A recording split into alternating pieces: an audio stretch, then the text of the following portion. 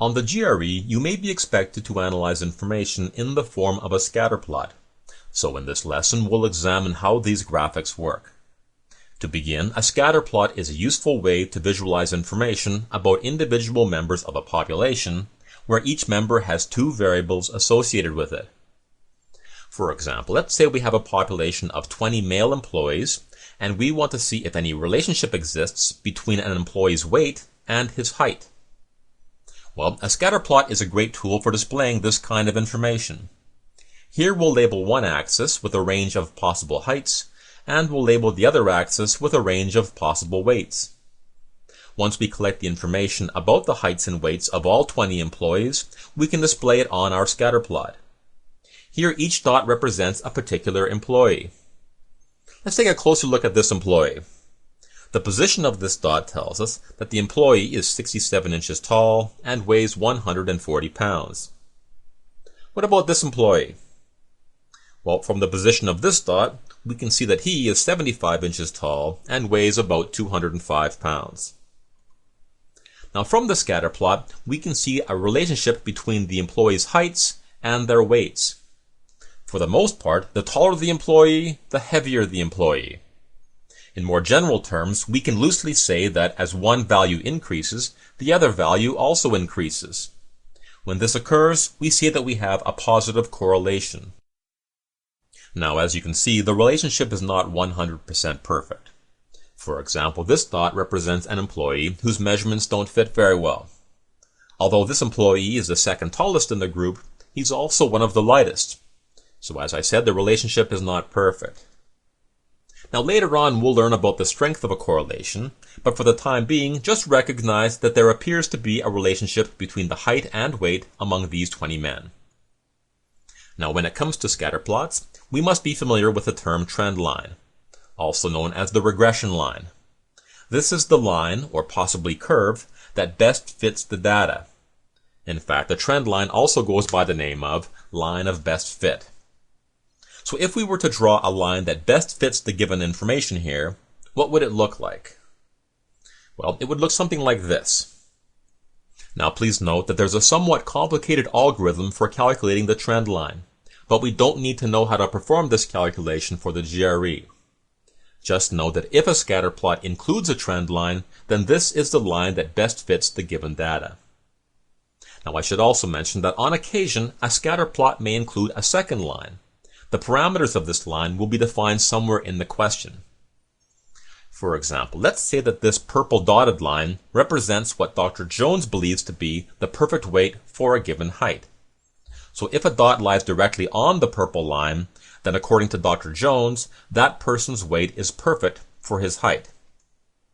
Given this, a question might ask you to use the purple line to determine how many employees weigh less than their perfect weight.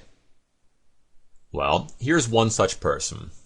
This man is 67 inches tall and weighs 140 pounds. However, according to the purple line, the perfect weight for a man this tall is about 147 pounds. So according to the purple line, this man weighs less than the perfect weight. In fact, since all 5 of these men are positioned below the purple line, we can conclude that there are 5 men who weigh less than their perfect weight. Alright, now let's examine a different scatter plot. In this scatter plot, we'll show the elevation and the average annual temperature of 14 different towns in a certain country. See if you can predict the pattern here. What kind of relationship do you think exists between the elevation of a town and its average annual temperature? Did you picture something like this? We can see that as a town's elevation increases, its average temperature decreases. When we have a relationship in which one value increases while the other value decreases, we say there is a negative correlation. Now, while not all scatter plots on the GRE will feature a trend line, I'll add one here for good measure. Okay, let's examine one more scatter plot. In this one, we'll examine the heights and the GRE scores of members in some group. What do you think this one will look like? Well, let's say it looks something like this. Here there doesn't seem to be any relationship between the two variables. In these instances, we can say that there's no correlation, or that the correlation is negligible.